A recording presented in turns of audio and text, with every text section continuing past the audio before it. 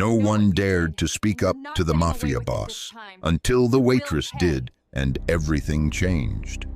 The Mafia boss had ruled with fear for years, but when a young waitress spoke up, the entire room fell silent. What she said next shattered everything. You won't believe the change it set in motion. Hey there, my amazing family and friends, you know the deal. Subscribe before the next twist hits. I've got a story coming that'll make your jaw drop. You don't want to miss it. Café Paradiso stood as a beacon of power, its marble floors and vintage chandeliers casting a soft glow that illuminated the dark wood paneling and velvet chairs. It was the kind of place where the elite gathered, where politicians, business moguls, and those who preferred to remain in the shadows all came together under the guise of fine dining. It wasn't just a restaurant, it was an unspoken symbol of influence and control. Every inch of the place exhaled wealth, a silent hum of authority emanating from its walls. In the far corner, under the gilded glow of the chandelier, sat Angelo Franco. The moment he entered, the energy of the room shifted. The staff went silent, conversations faltered, and the faintest tension hung in the air. Angelo was not a man to be ignored. At 32, he commanded respect and fear in equal measure. Tall, muscular, with a jawline that could cut glass and dark eyes that carried a coldness most men couldn't maintain for even a second. His black tailored suit was the perfect fit, sharp and polished, mirroring the perfection with which he ran his family's mafia empire. Beneath the shirt, a faint tattoo, the symbol of the Franco family, peeked out, a constant reminder of the legacy that owned him. Angelo didn't need to raise his voice to be heard. His presence alone made seasoned criminals lower their heads. His reputation had been built on fear that stretched across the city like a dark cloud, and no one dared to challenge it until tonight. Maria Marco, 26, moved gracefully through the restaurant, balancing 3 plates with the practiced ease of someone who'd spent years working in the business. Her light brown hair was pulled back into a neat ponytail, and her black apron was spotless, even amidst the dinner rush. She had her own reasons for working at Café Paradiso, none of them glamorous, just a steady job that paid the bills and allowed her to save for her final year of nursing school. The tips were better here than anywhere else in the city, and Maria had learned to make the most of them without ever losing her sense of dignity. The moment she entered the main dining room, she noticed Tommy, the young busboy, his hands trembling as he wiped down the nearby table. Then it happened. Tommy, who had only been working at the cafe for a month, accidentally spilled water near Angelo's table. It was a small mistake, an honest mistake, but to anyone familiar with Café Paradiso, it was the kind of mistake that could cost you more than just your job. It could cost you your life. The moment the water splashed onto the floor, the room fell silent. All eyes turned to Angelo. His face, usually a mask of icy composure, now twisted with barely restrained fury. He pushed his chair back with a harsh scrape, the sound cutting through the stillness of the room like a threat. "Look at this." Angelo's voice was cold, precise, and full of menace as he glared at Tommy, who stood frozen, his face pale with fear. "You've ruined my evening with your incompetence." His words were like daggers, each one designed to wound deeply, to humiliate.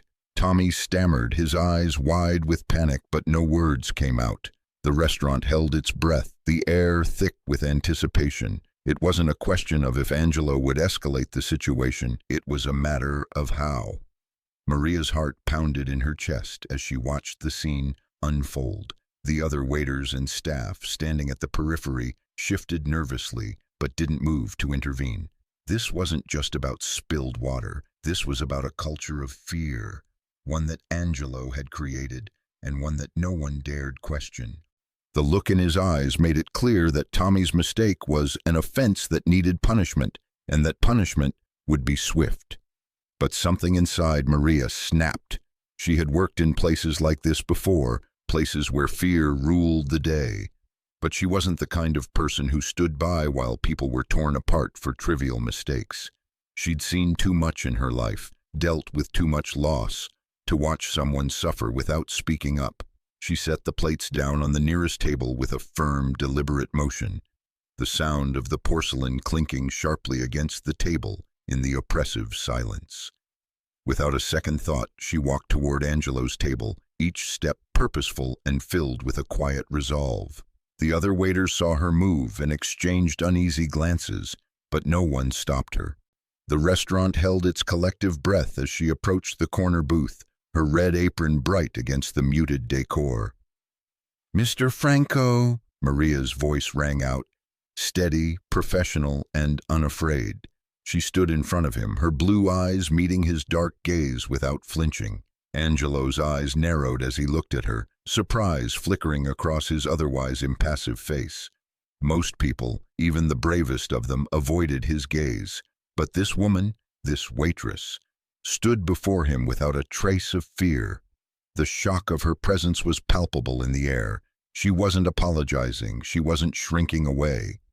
Instead, she spoke, her voice cutting through the tension with a simple yet powerful statement. "Cruelty isn't strength, it's just fear dressed up as power." For the first time in years, Angelo Franco was speechless. His lips parted as though to respond, but no words came. The silence in the room deepened, the entire restaurant frozen in anticipation. This wasn't supposed to happen. This wasn't how things worked. People feared him. They respected him. They cowered in his presence. Yet this young woman, this waitress with her unwavering eyes and calm demeanor, had just spoken words that sent a ripple through his carefully constructed world. Angelo's mind raced. He could feel the familiar urge to lash out, to assert his dominance, but something in Maria's gaze stopped him. There was no fear in her eyes, only calm, unshakable resolve. For a brief moment, the mask of power he wore so carefully seemed to slip. Could it be? Could she really be the first person to speak to him like this, without the fear of retaliation? The restaurant waited for the explosion, for the violent reaction that everyone was certain would follow, but it never came. Instead, Angelo let out a sharp breath, his gaze locking with Maria's for a moment that stretched far longer than either expected. He glanced down at his plate and then back at her, a subtle flicker of respect, a flicker of something else, passing through his eyes. Without a word, he waved his hand dismissively, signaling the end of the confrontation. "Leave it, it's done." He stood abruptly, leaving his meal untouched. The moment he stood, the tension in the room broke. Waiters and diners resumed their conversations, though the air was still thick with the weight of what had just happened. Angelo, for all his power and influence, had been momentarily disarmed. Maria, heart racing, returned to the kitchen. Her mind was reeling, but her resolve remained steady. What had she just done?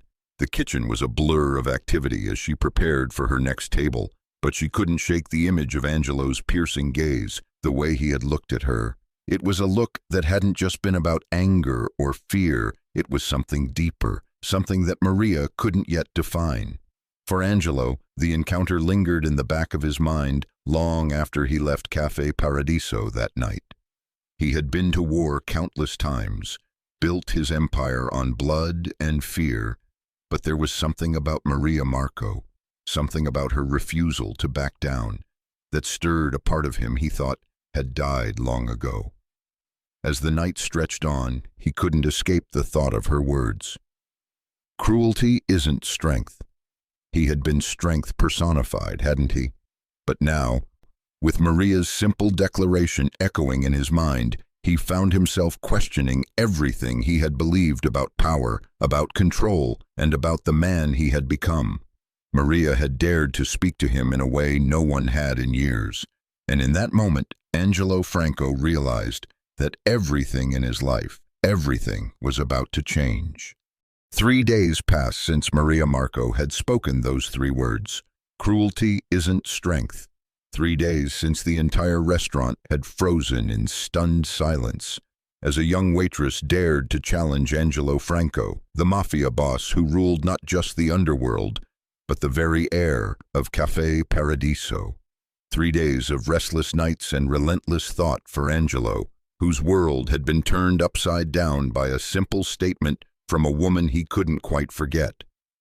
He returned to Cafe Paradiso on the 4th day, a quiet shift from his usual domineering presence. There were no bodyguards flanking him, no entourage of business associates, and no intimidating silence that followed in his wake. He walked into the restaurant alone, his black suit crisp as ever, but somehow less imposing without the usual intimidation surrounding him. He had always held himself with an air of undeniable command, but today his shoulders were slightly slouched and his steps were measured, as if he were carrying an invisible weight. "Mr. Franco, your usual?" The head waiter, Antonio, greeted him with a mixture of deference and subtle nervousness. He didn't want to acknowledge the unspoken change in the air, but it was there. Even the staff could feel it. Angelo hadn't come back to the cafe for a meal. He had come for something else entirely. Angelo shook his head, his eyes scanning the restaurant as if looking for something, someone. "No, Antonio, I'd like Maria's section today. Is she working?" Antonio hesitated, clearly surprised by the request, but nodded. "Of course, Mr. Franco, I'll make sure she's informed." As Angelo sat at his usual table in the far corner, the same table that had witnessed countless transactions, deals, and confrontations, the restaurant seemed to quiet just a bit more. People tried to go about their business, but the air was still thick with the remnants of his presence. They'd all heard the rumors about what happened the other night. Angelo's reputation had taken a hit, but nobody dared to speak of it openly. Instead, they merely stole glances in his direction, waiting for something, anything, to break the tense atmosphere. When Maria entered the dining area, she immediately noticed Angelo sitting alone at the corner booth. There was something different about the way he sat today, more detached, perhaps, or maybe it was just the absence of his usual entourage. The chair he occupied looked as though it had claimed him rather than the other way around. She steeled herself and walked toward him, her heart beating a little faster than usual. She wasn't scared, not exactly, but the way he had looked at her after she'd spoken to him, the vulnerability hidden beneath the surface of that cold exterior stayed with her. He hadn't been the same afterward, and neither had she. She arrived at his table, and for a moment, they both just stared at each other. There was no anger in his eyes this time, no malice, just a quiet curiosity, as if he was trying to decipher something he couldn't quite understand. "Maria," Angelo said, his voice low but calm, "I've been thinking about what you said." Maria didn't respond immediately, instead taking a seat across from him, setting her notepad and pen down on the table. The silence stretched for a moment, neither of them sure how to begin, but then Angelo broke the quiet with a question that carried far more weight than a simple inquiry. "What did you mean when you said fear dressed up as power?" Maria blinked, surprised by his directness. She had expected some kind of hostile retort, or perhaps an apology, though she wasn't sure why. But this was different. It was raw, as if he were seeking to understand something he had never allowed himself to examine before.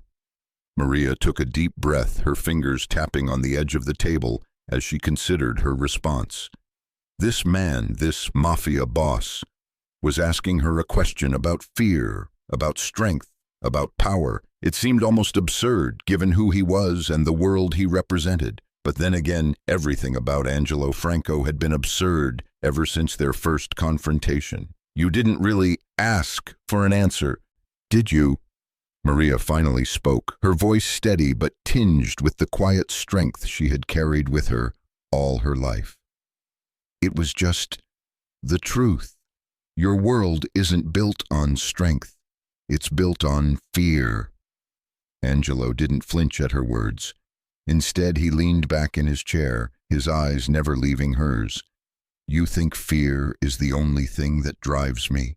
he asked, his voice even but with an edge that suggested he wasn't entirely sure of the answer himself. "No," she said, shaking her head, "but it's what keeps you in control, isn't it? Everyone around you, They're terrified of you, and you've built an empire on that fear. You make people bow to you because you've convinced them that cruelty equals power." Angelo's jaw tightened slightly, but he didn't interrupt her. Maria continued, her voice softening just a touch. "But I don't think that's who you really are, Angelo. I think you've buried who you could be beneath all of this." She gestured vaguely at his suit, his sharp eyes, and the intimidating air that surrounded him. "You've buried it because it's easier to be feared than to be seen for who you really are." For the first time in their conversation, Angelo looked away, his gaze drifting toward the window, though his thoughts seemed far from the scene outside. He didn't speak for several moments. Instead, he seemed to wrestle with something internal, something heavy. "Do you know who my father was?" Angelo finally asked, his voice quieter now, more reflective than before. Maria shook her head.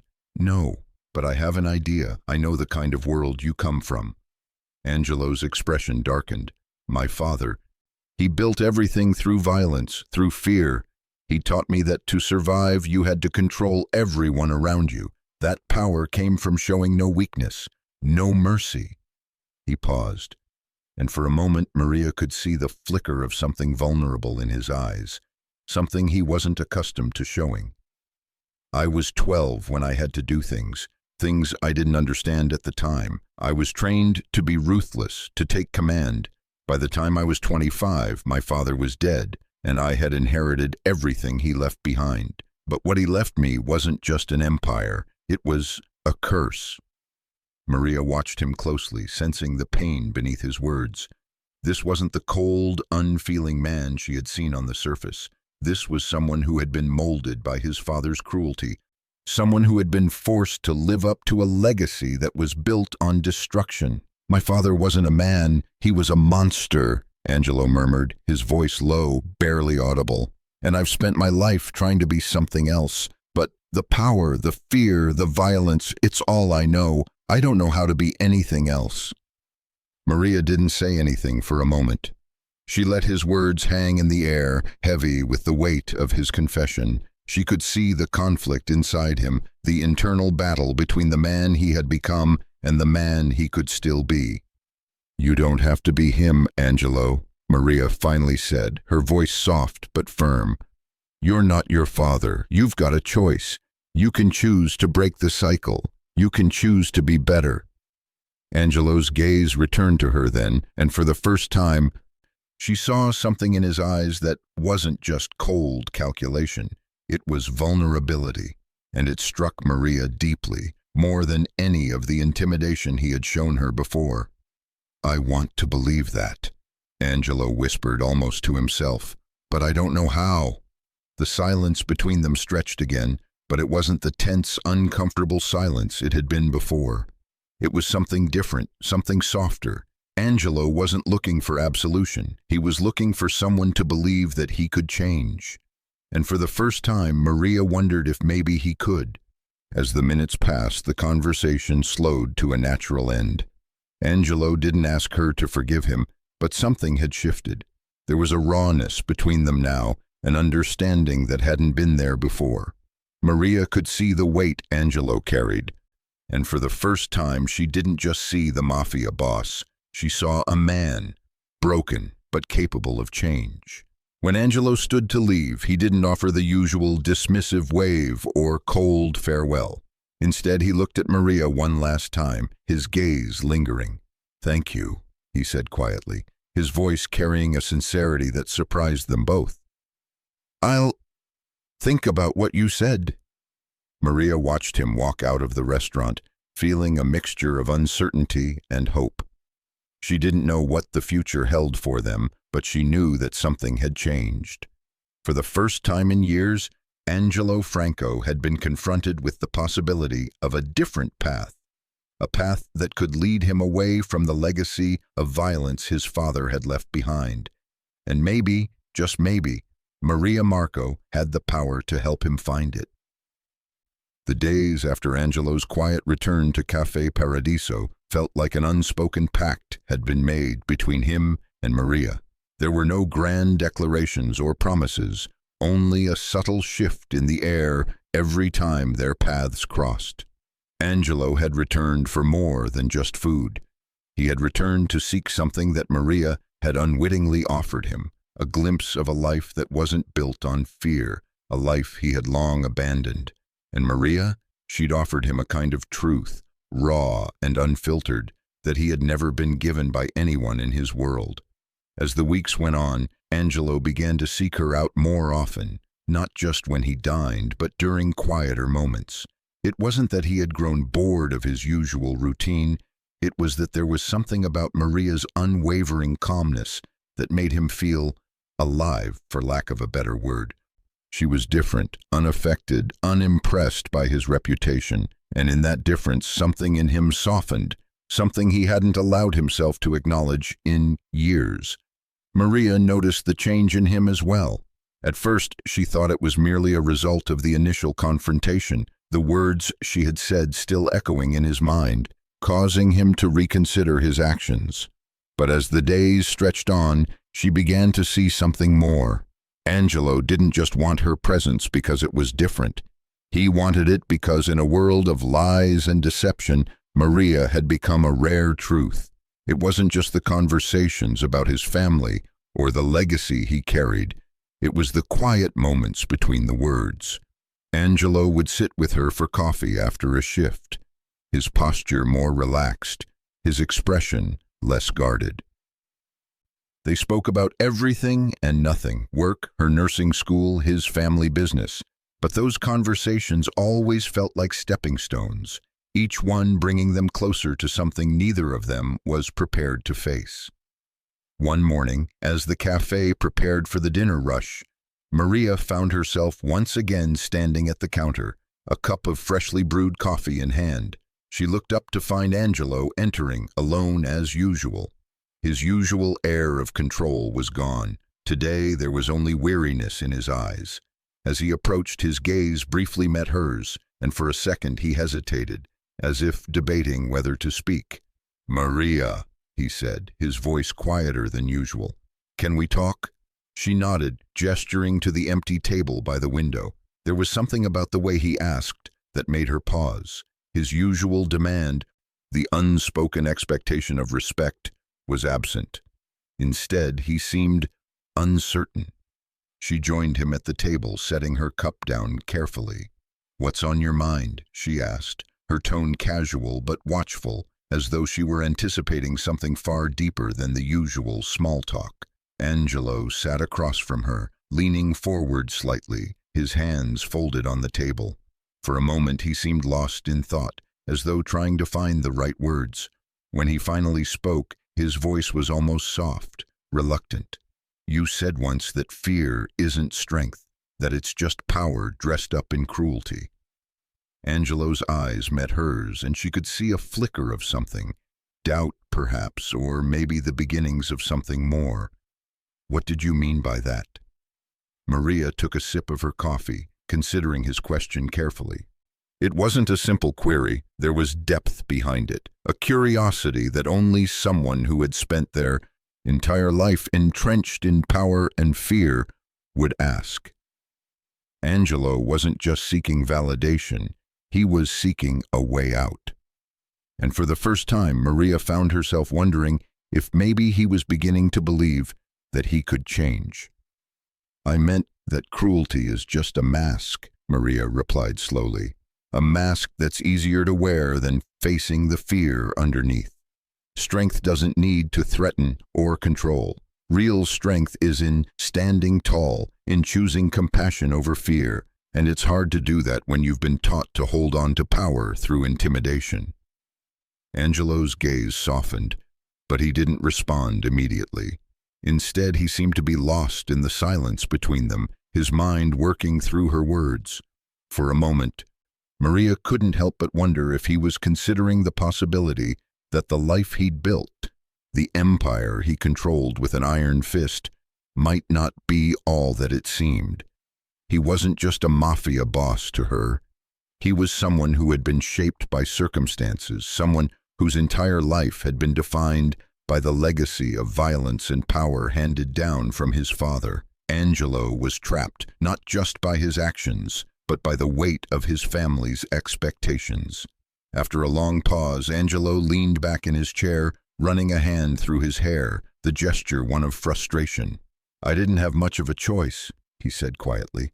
"My father was brutal. He taught me that power, real power, came from making people fear you. He made sure I understood that there was no room for weakness. I was 12 when I first had to do things.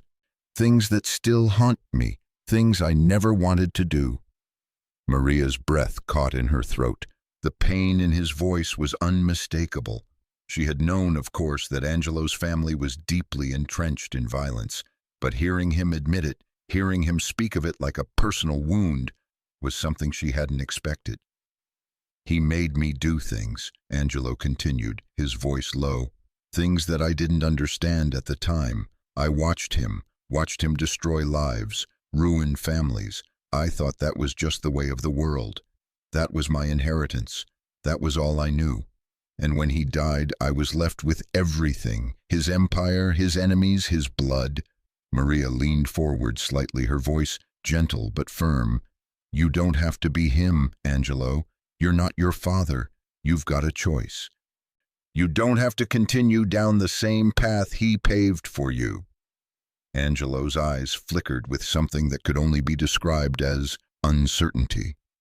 "I don't know how to be anything else," he said softly. "This life, this world, it's all I've ever known. I've built everything I have through fear. I can't just turn that off." Maria didn't answer immediately. She could see the internal battle raging inside him, the struggle between the man he was and the man he could be. For a moment she felt the weight of that battle, how heavy it must be to face the sins of his past and the darkness of his future. "I don't expect you to change overnight," she said quietly, her voice steady, "but I'm telling you this, you don't have to be that man. You don't have to keep carrying that burden. There's more to you than just the legacy your father left behind."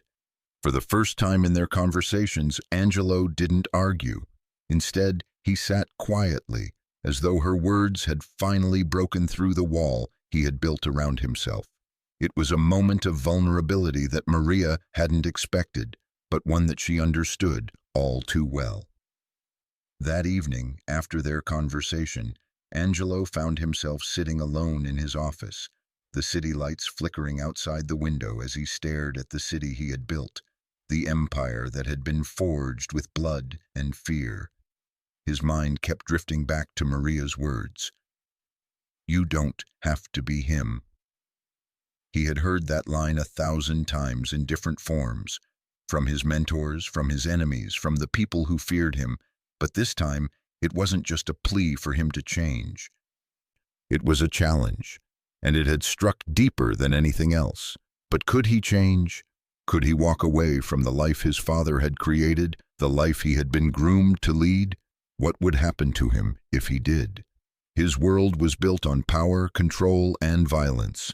How could he possibly survive in a world where none of that existed? The more he thought about it, the more he realized that his fear wasn't just about losing control. It was about losing everything he had ever known. His legacy, his family's name, his very identity. And yet for the first time in his life, he wasn't sure if he wanted to keep holding on to that identity. He wasn't sure if it was worth it anymore. Angelo stood up from his desk and walked to the window, staring out at the city that he had dominated for so long. The weight of his family's expectations pressed down on him like a leaden blanket, but in the back of his mind, Maria's words echoed, a promise of something different. "You don't have to be him." And for the first time, Angelo thought he might actually believe it. As the days passed, Angelo began to question everything, the violence, the lies, the empire.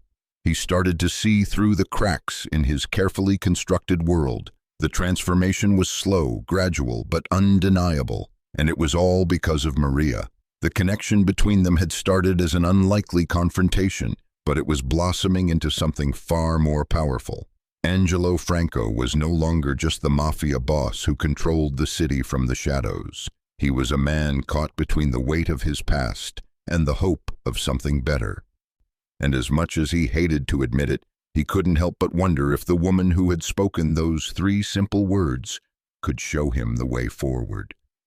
For the first time in years, Angelo Franco was looking at a future that didn't require fear to survive, and he wasn't sure what it would look like. But with Maria by his side, he was willing to find out. Angelo Franco had spent his entire life walking a narrow line between control and chaos, learning from a young age that power was something you took by force. He had inherited his father's empire, the violence, the fear, and the ruthless efficiency that came with it. But ever since that night at Cafe Paradiso, when Maria Marco had forced him to see the man beneath the Mafia boss, everything had started to shift. It wasn't just her words that had unsettled him. It was the way she had looked at him, unafraid, and offered him something he hadn't realized he wanted, a glimpse of redemption. But in the world of organized crime, change was dangerous. It made you vulnerable, and vulnerability was something no one could afford, especially not someone like Angelo Franco. Luca Valentini, his trusted underboss, saw this shift with increasing unease. Luca had been with Angelo since the beginning, since the days when the Franco name had been synonymous with fear. He had helped build the empire, and in return, he had been rewarded with wealth, power, and loyalty. But loyalty, Luca knew, was a fragile thing. When you played with fire long enough, you got burned. And Luca was beginning to see that Angelo's newfound softness, whatever that was a liability. Luca's office, tucked in the back of the family's sprawling estate, was a stark contrast to Angelo's sleek, modern office. It was old-fashioned, cluttered with files, maps, and photographs, all reminders of the violence that had been the backbone of the Franco legacy. Luca sat behind a large mahogany desk, his fingers drumming lightly on the wood as he stared at the paperwork before him. But his mind wasn't on the business. It was on Angelo, and the changes he had begun to make, changes Luca believed could get them all killed. He wasn't wrong to be concerned. Luca had always been the practical one, the one who kept things running smoothly, who understood that fear was the greatest tool of all. And now, with Angelo questioning everything, Luca could sense the cracks starting to form in their once impenetrable empire. Luca picked up the phone and dialed a number with practiced ease. His voice was low, controlled, as he issued the orders. "It's time. We'll test him. Let's see if he's really ready to throw everything away for this redemption."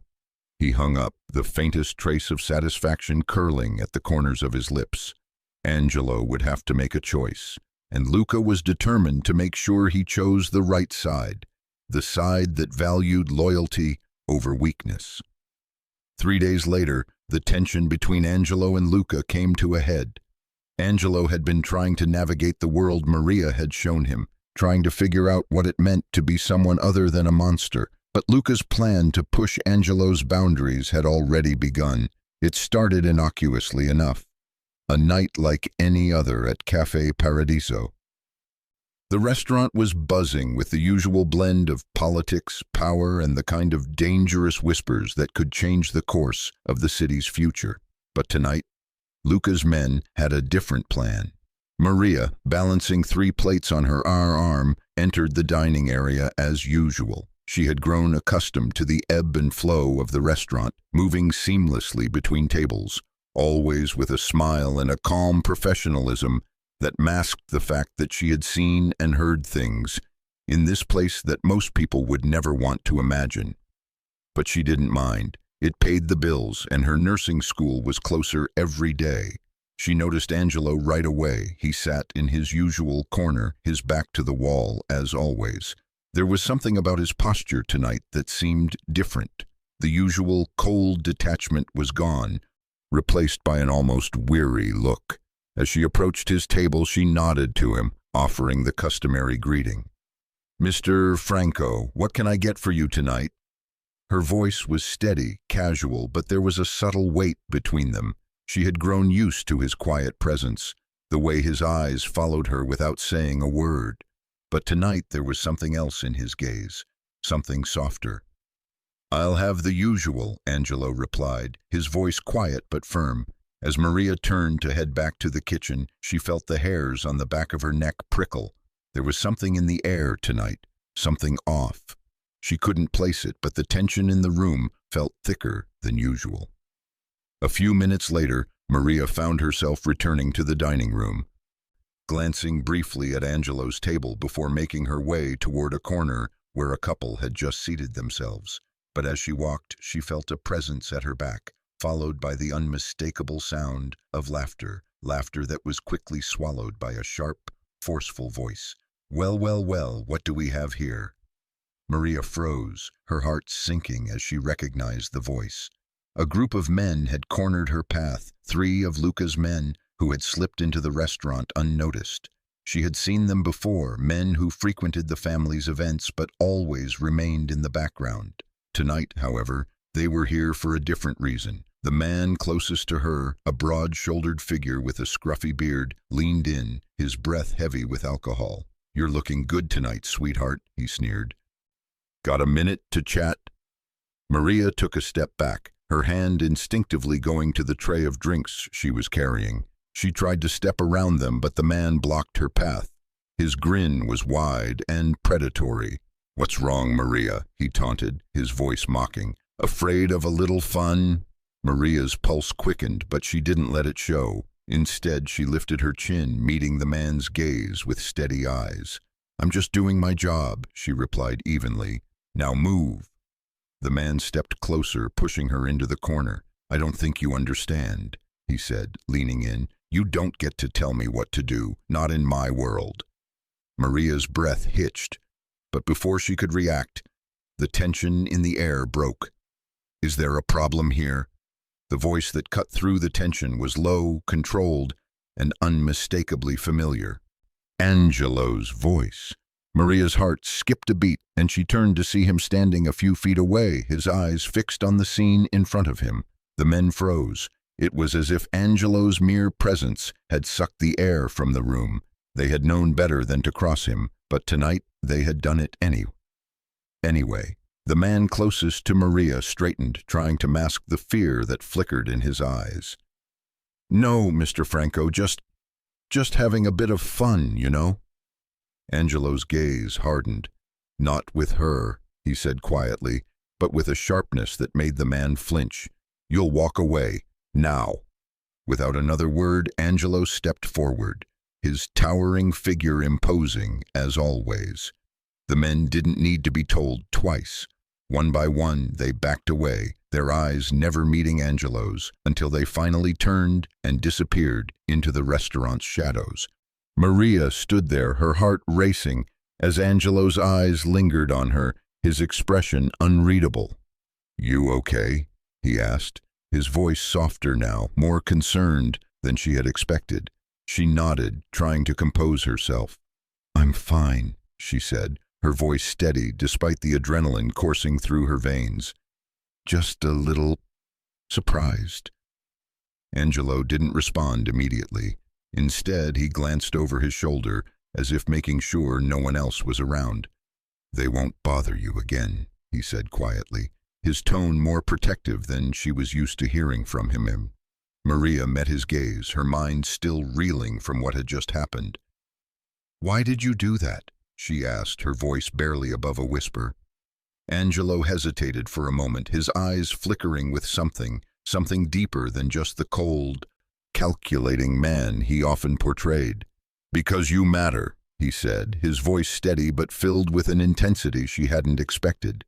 Maria's chest tightened, her breath catching, but before she could respond, the moment was shattered by the clinking of glasses from the kitchen. She forced a smile and took a step back, still processing everything that had just happened. "Thank you," she said, her voice soft but genuine, "but I'm fine."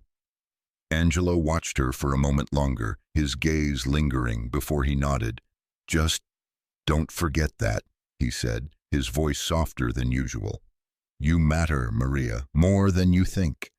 As he turned and walked away, Maria stood frozen for a moment, her heart still racing. She didn't know what had just happened or what it meant. But one thing was certain. Angelo Franco had just taken a step into a world he had been avoiding for years. the world of vulnerability, of connection. And for the first time, Maria wasn't sure where that journey would lead them. But she knew one thing for sure: this wasn't the end. It was just the beginning. As the evening wore on, Angelo's world felt like it was slipping through his fingers, the hold he'd once had on it now uncertain. He had crossed a line and there was no turning back. But with Maria by his side, he wasn't sure if he wanted to. The consequences of his actions were still to come, and Luca's threats were growing more insistent. But for the first time in his life, Angelo wondered if the cost of change was worth it. And maybe, just maybe, it was. The night air was cool and crisp as Angelo led Maria through the quiet cemetery, the soft rustling of leaves around them the only sound breaking the stillness of the evening. The place was isolated, tucked away at the edge of the city, where the lights of the bustling world didn't reach. Here, beneath the towering trees and the weight of history, Angelo had come often as a boy to escape his father's watchful eye and the suffocating expectations of the Franco legacy. But tonight, he wasn't here to escape. He wasn't here to wrestle with the ghosts of his past in solitude. No, tonight he had come with Maria, the one person who had dared to see through the layers of power and fear that had shaped him into what he was. The one person who hadn't run away when she saw the cracks forming in the man who controlled half the city. As they approached a weathered stone grave, Angelo stopped and placed his hand on the cold, worn marble. The inscription was faded, the name barely legible after all these years. Vittorio Franco, it read, though it was more a symbol of terror than a tribute to the man it commemorated.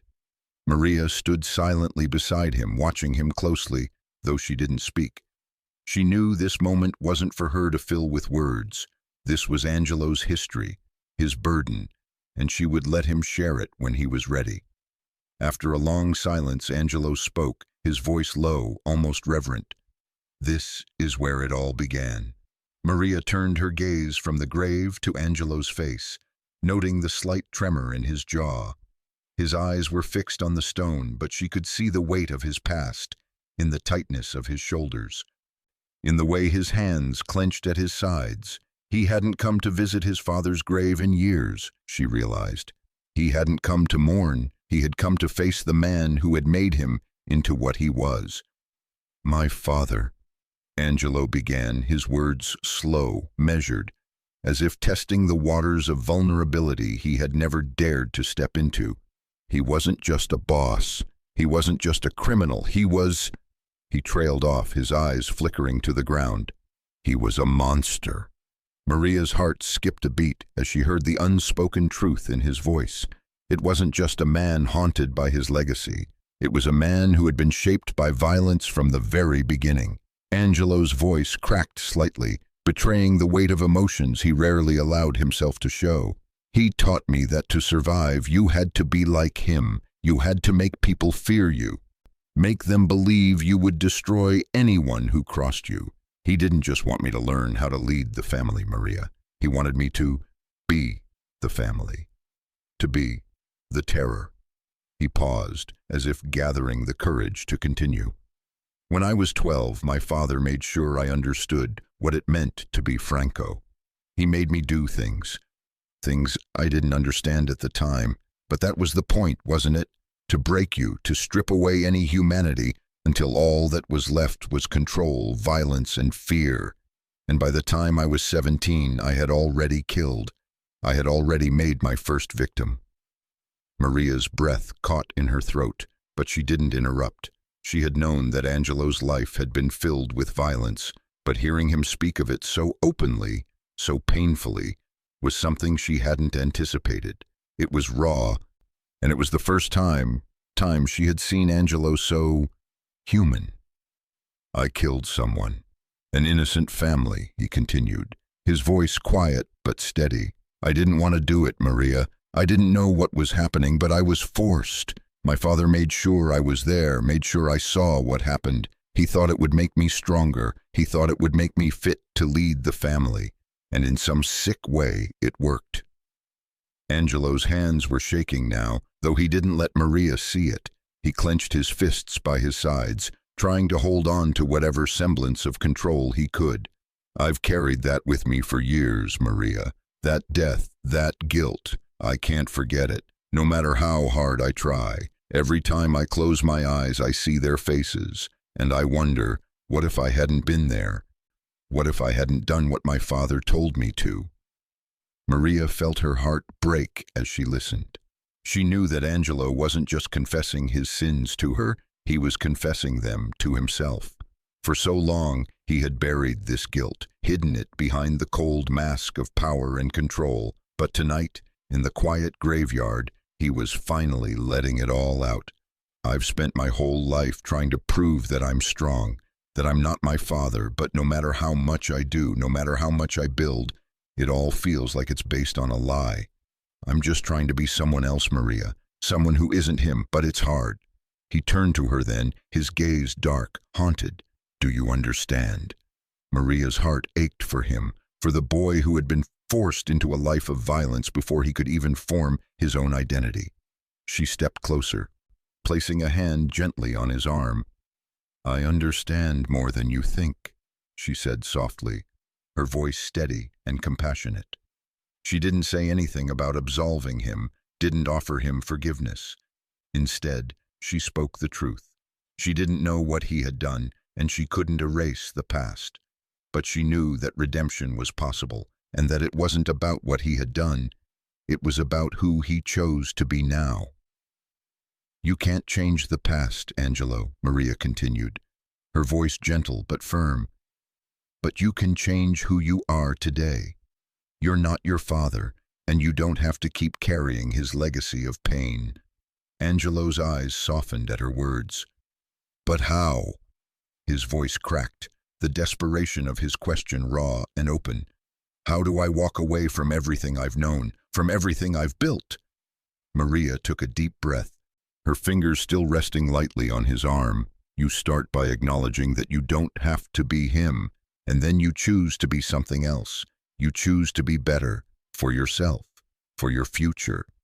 She didn't offer him easy answers, and she didn't try to make him feel better. Instead, she offered him a chance to live beyond the prison his father had built for him, a chance to let go of the guilt that had weighed him down for so long. It wasn't a promise of instant change, but it was a step toward it. Angelo's gaze never wavered from hers. He swallowed hard, as if trying to push down the knot in his throat. I don't know if I can, he said quietly, but I want to try, for you. Maria's heart skipped a beat at his words. She had never expected him to say that, not like this. He had always been the Mafia boss, the man who commanded respect through fear, but in this moment he was something else, a man who had been broken by his past, but was willing to take the first step toward something different. You don't have to do it alone, Maria whispered.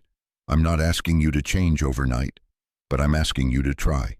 And I'll be here every step of the way. The words hung in the air between them, heavy with the promise of something new. For the first time in years, Angelo Franco felt a flicker of hope, not because he thought he could erase the past, but because he believed that maybe he could build something different for the future. And as the evening sky darkened around them, Angelo knew that this moment, this conversation, would be the one that changed everything. The moment where he finally admitted that he wasn't just the man his father had made him, he was something more. And with Maria by his side, he might just have a chance to prove it. Angelo Franco sat at his desk, the weight of the phone in his hand feeling heavier than usual. The usual distractions, the hum of the city outside, the constant flow of texts and messages from his associates, faded into the background as the gravity of the situation settled in. His office, once a symbol of unyielding power, now felt more like a cage. It had been 2 weeks since his conversation with Maria at the cemetery, and he hadn't been able to shake the truth she had spoken. You don't have to be him, but the decisions he faced tonight, this ultimatum given to him by Luca, would test that very belief. Could he truly walk away from the empire his father had built? Or was he doomed to repeat the past as he feared? The phone rang again, breaking his trance. It was Luca, the call he had been dreading. "Angelo!" Luca's voice crackled from the other end, sharp and expectant. "We have a problem. The Russo family is making a move on our territory. We need to respond. Now." Angelo clenched his jaw. Luca's voice was filled with the urgency of a man who believed in only one solution: violence. It was Luca's way. It had always been Luca's way. "Angelo, they insulted us. They think they can get away with this. You can't just stand back and let them take what's ours." Angelo's hand tightened around the phone. His eyes moved to the window. The city lights flickering in the distance like 1,000 tiny beacons of everything he had worked to control. "This is my world," he thought. But for the first time in years, he wasn't sure he wanted to hold on to it. "I'm not going to kill anyone, Luca," Angelo said, his voice firm, though he knew it was a dangerous stance to take. "I'm going to handle this differently." Luca laughed, a harsh, disbelieving sound. "Different? What the hell are you talking about? The Russo family doesn't respond to anything but force. If you don't act, they'll smell weakness, Angelo. They'll take everything we've built."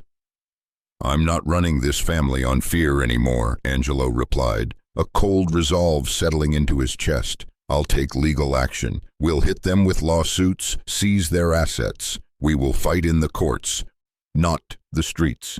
Luca's silence was deafening. Angelo could almost feel the underboss's disbelief radiating through the phone. Finally, Luca spoke, his voice laced with contempt. "You're making a mistake," Luca said, the words heavy with menace. "A big mistake. This is your family's empire, Angelo, your legacy.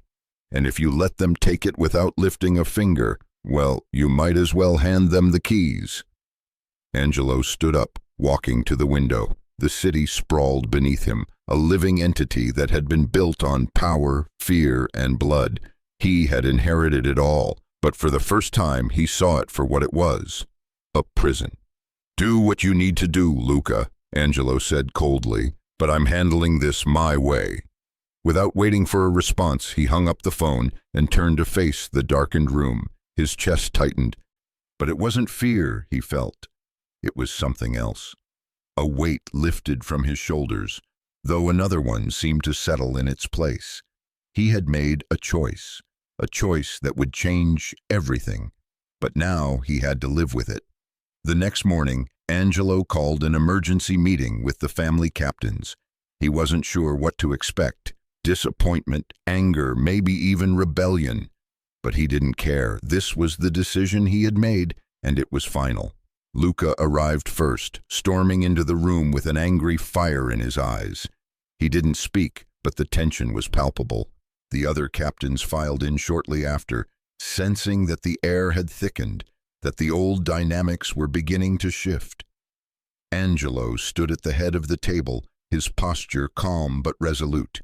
He could feel the weight of their gazes on him, judging him, waiting for him to falter, but he wasn't going to, not this time. "I've made my decision," Angelo began, his voice steady. "We're not responding with violence. We'll take them to court. We'll expose their operations, seize their assets, and use the law to show them that we don't need bloodshed to win." Luca's fist slammed onto the table. "What? You're going to let them take what's ours without so much as a warning shot? You're handing them everything, Angelo. You're showing weakness." Angelo's eyes met Luca's, unflinching. "I'm showing that we don't need to be like my father, Luca. We're not going to keep ruling through fear and intimidation. We're going to rebuild this family legally. We'll build something that lasts, something my father never thought of." Luca's face twisted in disbelief. "You think the courts will save us?" "The law? You've lost your mind." The captains shifted in their seats, some avoiding eye contact, others exchanging glances. They had all been raised in the same world, one of blood, violence, and absolute loyalty. And now Angelo was asking them to step into a world they didn't know, a world without the power of the family's iron fist. "I'm not asking you to forget the past," Angelo continued, his voice firm, "but I am asking you to trust me. This is the future of the family. This is the only way forward." The room fell into silence. The captains were still, as if waiting for Luca's reaction, as if his words carried more weight than Angelo's. Luca's gaze never left Angelo's face, his eyes burning with fury. "You think the law will protect us?" Luca sneered. "You think the authorities will care about us? You've gone soft, Angelo. I never thought I'd see the day when you'd choose this over the family." Angelo's jaw clenched. "This family is what I make it, Luca, not what it was. We're done living in the shadows. I'm done being my father's son." There was a long pause. Luca looked around the table, his eyes narrowing as if calculating the best way to respond. He knew better than anyone that once a decision like this was made, it couldn't be easily undone. But he also knew that in his world, loyalty to the family came first, always. "You've got one chance to prove me wrong," Luca said coldly, his voice barely a whisper. "But if you keep down this path, I'll have no choice but to take matters into my own hands." Angelo didn't flinch. "Do what you have to do," he said, "but I won't be swayed." With that, Luca stood and left the room, slamming the door behind him. The other captains sat in stunned silence, uncertain of where this new direction would lead them. The tension between Angelo and Luca only grew over the next few weeks. Luca's rebellion was subtle at first. Small acts of defiance, whispered conversations behind Angelo's back, but it was clear that he didn't believe in Angelo's vision. He was still bound to the old ways, and he wasn't alone. Many of the captains, especially those who had risen to power by fighting in the streets, struggled with the idea of a legitimate Franco family. Maria had been watching the growing tension between them with a quiet unease. She could feel Angelo's internal struggle, the weight of his decision pressing down on him with every passing day. She could also see Luca's influence creeping into every corner of the family's operations. Angelo had made his stand, but the cost was higher than he had anticipated. One night, after a particularly tense meeting, Angelo found himself alone in the dimly lit office, the weight of his choices settling like a stone in his chest. He had defied tradition, defied Luca, and for what? To rebuild the family, yes, but at what cost? He stood and walked to the window, staring out at the city that he had once thought he controlled. The old ways were still fighting for dominance, and Angelo knew he had to face one final test, the test of his own courage. Angelo turned away from the window and picked up the phone. He wasn't done yet. He would prove that things could be different, that he could lead the family into a new era without losing everything. He dialed the number, the weight of the decision in his hands. "Luca," he said when the line picked up, his voice firm, "I'm giving you one last chance. If you want to stay, you'll follow my lead. If not, then you're out, no exceptions." Luca's response was a cold laugh.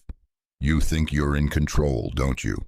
"I am in control," Angelo said, his voice unwavering. "I always have been. But this family is bigger than any one of us. You'll see that soon enough." And with that, Angelo Franco took a final, irrevocable step into the future, his future, and away from the world that had bound him to his father's legacy. Angelo Franco stood in the middle of his office, a place he had once considered his personal kingdom, now feeling more like a tomb.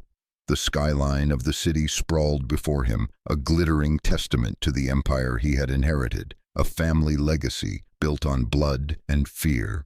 But as he gazed out of the window, Angelo saw not just the city, but the weight of every decision he had ever made. The empire he had inherited from his father was crumbling piece by piece, and the worst part? It was his choice to let it happen. His phone buzzed sharply, pulling him from his thoughts. He glanced at the screen, A message from Maria. "How are you holding up?" For a brief moment he smiled, the warmth of her words providing a brief respite from the constant tension of the past few weeks. But the smile faded quickly. The empire was not going to dismantle itself, and there were still those who refused to let go of the old ways, those who still believed fear was the only way to maintain control. 2 weeks earlier, Angelo had made the decision to work with federal investigators to bring down the illegal operations that had defined the Franco family for generations. He had used his position, his influence, to expose corrupt networks, shut down illegal enterprises, and reallocate the family's assets into legitimate businesses. The process had been slow and painful, full of setbacks and betrayals, but it had been necessary. There were moments when Angelo questioned his resolve, moments when the pressure from both inside and outside the family seemed insurmountable. But Maria's words echoed in his mind. "You don't have to be him." And with each passing day, he believed that more and more. He wasn't his father. He didn't have to rule with fear, but that didn't mean the process was easy. One of the most difficult hurdles came from the inner circle, the very people who had helped Angelo's father build the empire in the first place. Luca Valentini, his former underboss, was one of the most vocal dissenters. He didn't just want to hold on to the old ways, he believed in them. And as Angelo continued to weaken the family's hold on the criminal world, Luca's rebellion grew stronger. Luca had made it clear that he didn't care for the new direction Angelo was pushing. "You can't tear this down and expect it to come back together like some damn house of cards," Luca had warned during their last meeting. "You think the law will protect us? That this family will survive without the strength of the old ways?" Angelo had listened, his patience worn thin. But he refused to back down. He had made his decision, and he wasn't going to be swayed by Luca's threats. This family, this legacy, it had to be rebuilt from the ground up, and that meant letting go of the criminal empire his father had created. But Luca wasn't the only one resisting change. Other members of the family's inner circle, those who had grown fat and powerful off the old ways, were beginning to push back, using their influence to sabotage Angelo's plans. The first real taste of resistance came when Angelo's business dealings began to face interference. A shipment of high-end goods, part of a new, legitimate business venture, was accidentally delayed at customs. Angelo had been promised by the authorities that this was part of the normal process, but something felt off. A few days later, he received an anonymous tip, a warning that the shipment would be lost unless he agreed to let certain associates take a cut of the profits. Angelo didn't hesitate. He knew what had to be done. He took the matter straight to the federal investigators who had been working with him. Together, they uncovered the involvement of some of his closest allies, people who had been feeding information to his rivals, undercutting the very businesses he was trying to build.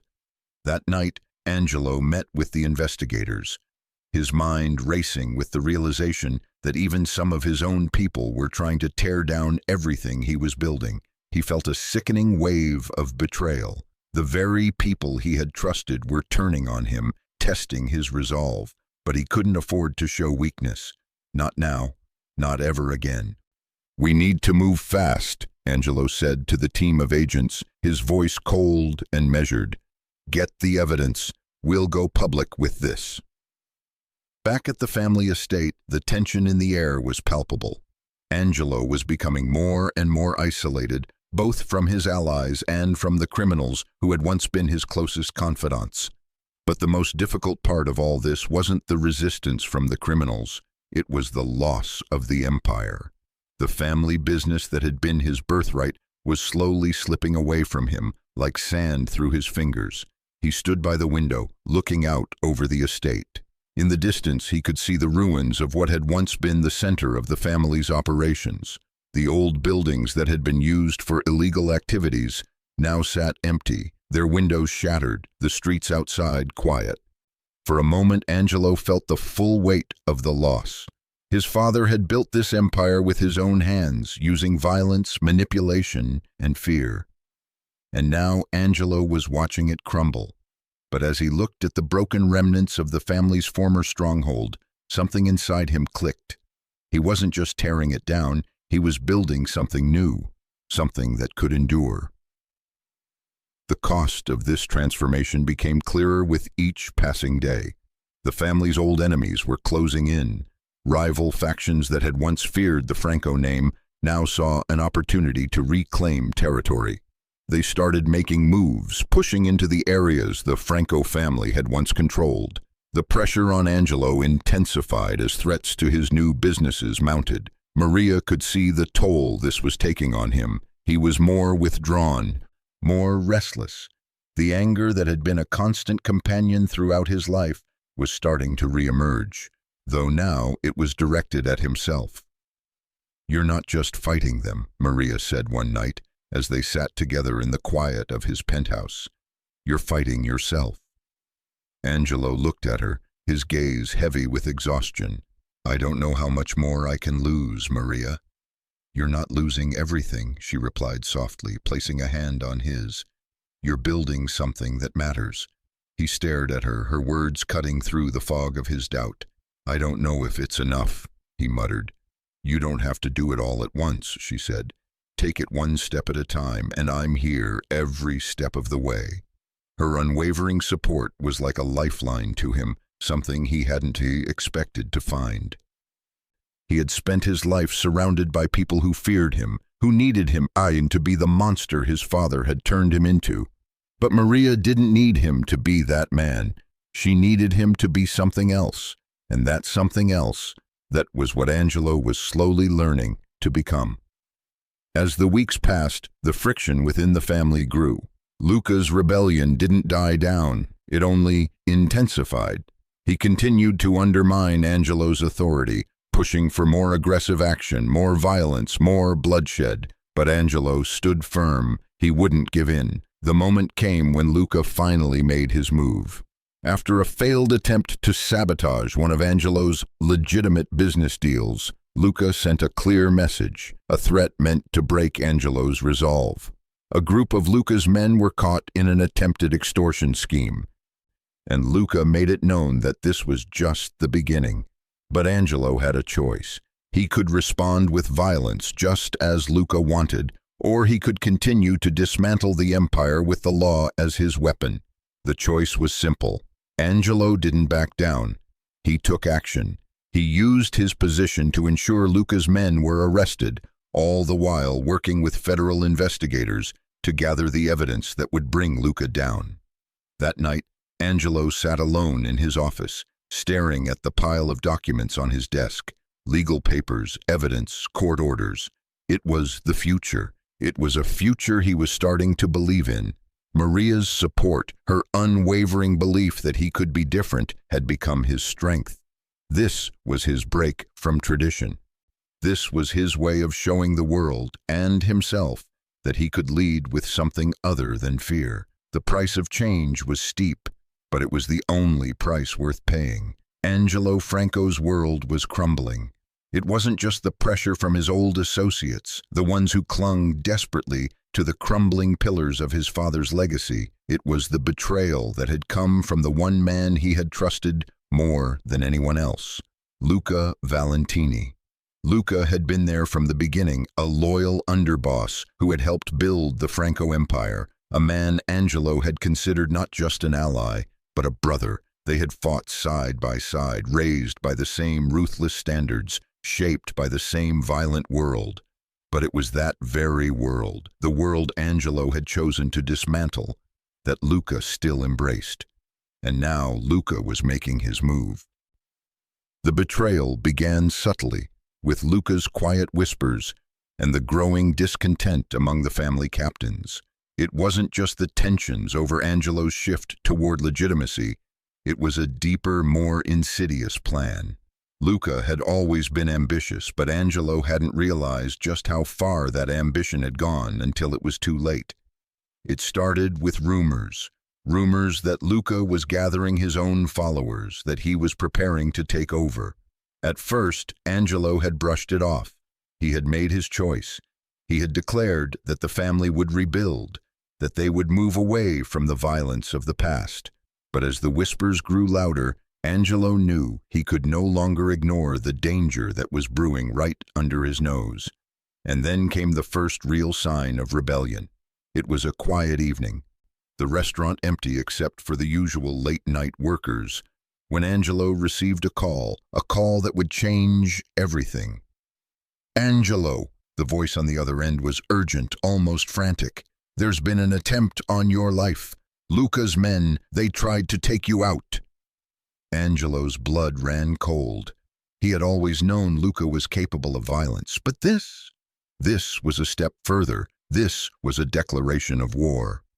The assassination attempt had been staged as a random shooting, an ambush in one of the city's darker alleys, the kind of place where bodies tended to disappear without a trace. But this time, Angelo had been tipped off. He had known something was wrong. The tension between him and Luca had been building for weeks, and the signs had been there. Small things, subtle shifts in behavior, the way Luca's men had started showing more aggression. It had all led to this moment. Angelo had managed to escape the attack, thanks to the quick intervention of his security team, but the message had been clear. Luca had drawn a line in the sand. Angelo was no longer just leading the family. He was a man who had to choose: continue down the path of redemption or fight for his survival in the world that had always been built on fear. The next day, Angelo summoned the family captains to a meeting. The tension in the air was thick, a sense of dread settling over the room. Angelo walked into the meeting room, his steps measured and deliberate, his face calm but the weight of the situation pressing down on him with every move. Luca was already there, sitting at the far end of the table, his posture rigid, his eyes cold. There was no warmth in the room, no familiarity, just a silent understanding that things had changed. The captains looked between the two men, sensing the growing fracture in the family.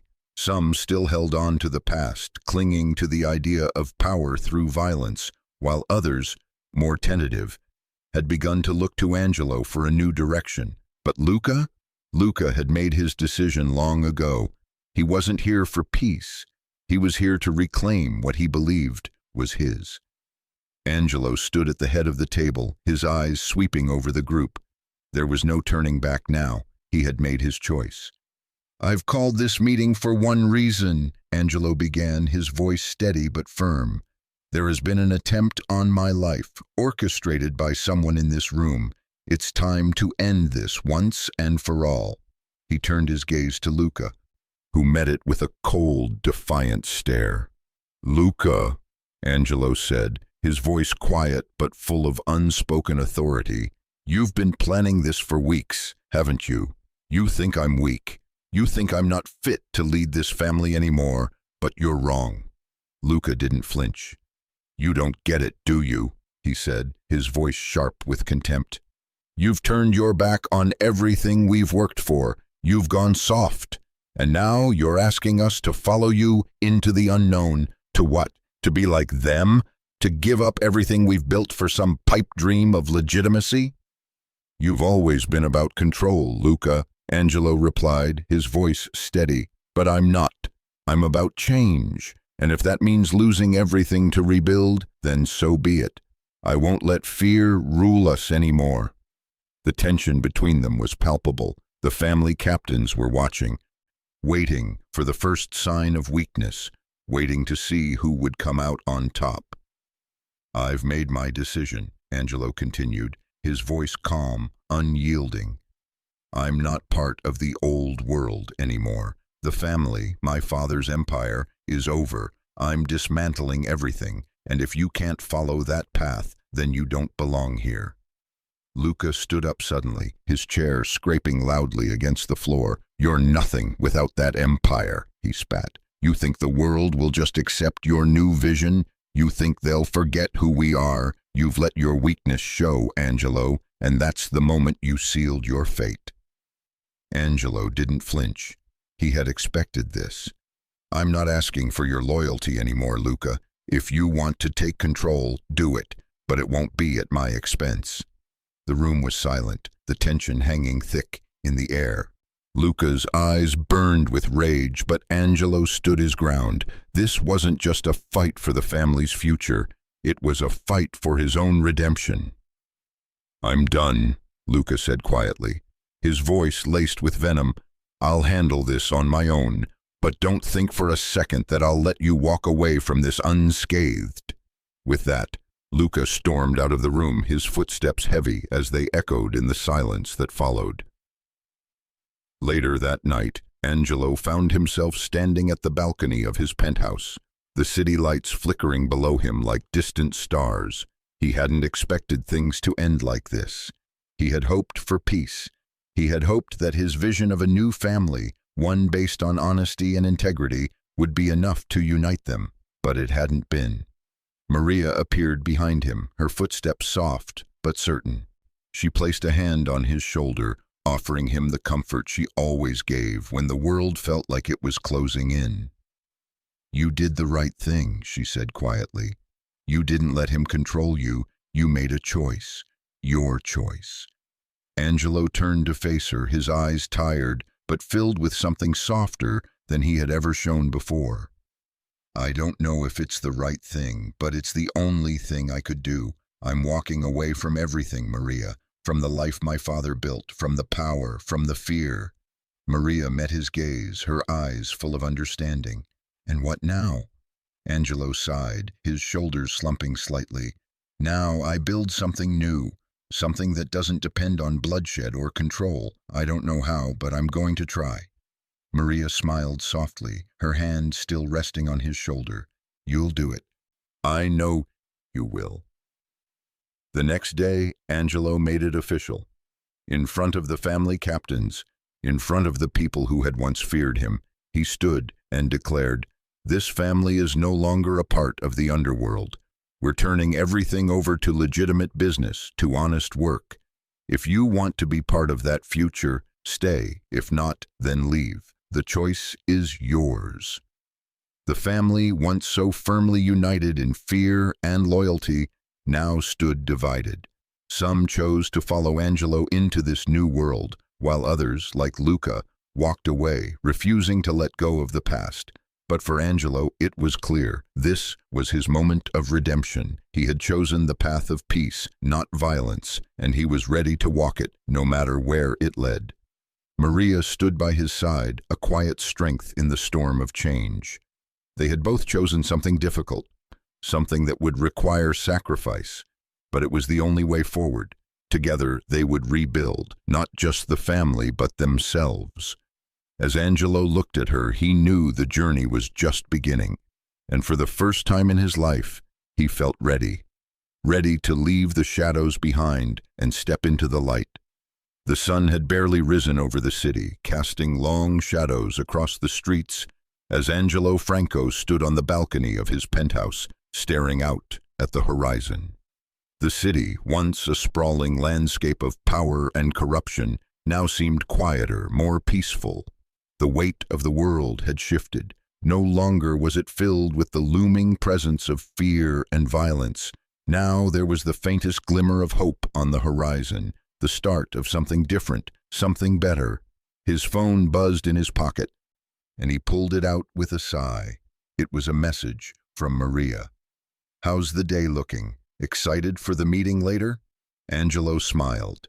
He had never thought of himself as a man capable of building something legitimate, of stepping away from the empire his father had created. But here he was, in the early morning light, with his future stretching out before him, and Maria, his Maria, was beside him every step of the way. The last 2 years had been transformative for both of them. The decision to leave the criminal world behind had not been easy. It had cost Angelo more than he had expected. His former associates, the people he had trusted for years, had either walked away or turned against him. Many of the family's illegal businesses had been dismantled, their operations seized by federal investigators or transferred into legitimate ventures. The transformation had been slow, painful, and full of obstacles, but it was working. Angelo and Maria had worked tirelessly, hand in hand, to lay the groundwork for a new life, a life not defined by violence or fear, but by hope and redemption. They had invested in legitimate businesses, including real estate and logistics companies, which had slowly started to turn a profit. Angelo no longer relied on fear to control his world. Instead, he was building it through hard work and honesty. But perhaps the most important part of their plan was the foundation they had established together. The Franco Marc Foundation focused on helping former criminals rebuild their lives and reintegrate into society, was a project that meant everything to Angelo. It was a testament to everything he had worked for, everything he had sacrificed. He knew he couldn't erase the past, the pain, the bloodshed, the people he had hurt, but through this foundation, he could offer others the opportunity for redemption, just as Maria had given him a chance. The office of the foundation was modest, but it reflected the new life they were building. Angelo sat at his desk, reviewing some paperwork, when Maria entered the room with her usual energy. She had become the backbone of the organization, her compassion and dedication the driving force behind everything they did. "Hey, you," she greeted him with a warm smile as she placed a cup of coffee on his desk. "You're working too hard again." Angelo chuckled softly, leaning back in his chair. "I'm trying to keep up with you. You've been handling most of the heavy lifting lately." Maria shrugged, brushing a stray lock of hair behind her ear. "Someone's got to do it. But you know, it's starting to feel like we're actually making a difference, Angelo. More people are coming in, asking for help. People are starting to believe in what we're doing." Angelo nodded, his gaze softening. "I've never been more proud of anything in my life." Maria smiled and sat on the edge of his desk, looking at him with a fondness that hadn't faded in the 2 years since they had first come together. "I know," she said softly. "You've worked so hard for this, for us." Her words, simple and unassuming, carried more weight than Angelo had ever realized. She had become his partner, not just in business, but in life. Together, they had built something real, something lasting. The life they were creating was no longer about surviving, it was about thriving. And that was why Angelo had decided, with every ounce of his being, that it was time to make a commitment. A commitment to Maria, to their future, and to the life they had built together. Later that evening, after the day's work was done, Angelo invited Maria to the rooftop terrace of his penthouse. It was a quiet night, the stars above casting their glow on the city below. They had spent countless nights together like this, talking about the future, about their dreams, about everything they had accomplished. But tonight there was something different in the air. Angelo felt it, the anticipation, the weight of the moment. It was time. As they stood together on the rooftop, Angelo turned to Maria, his heart beating faster than it had in years. She looked at him with her usual calm, her eyes warm and open, but there was something else in them tonight. An understanding, a connection that went deeper than words.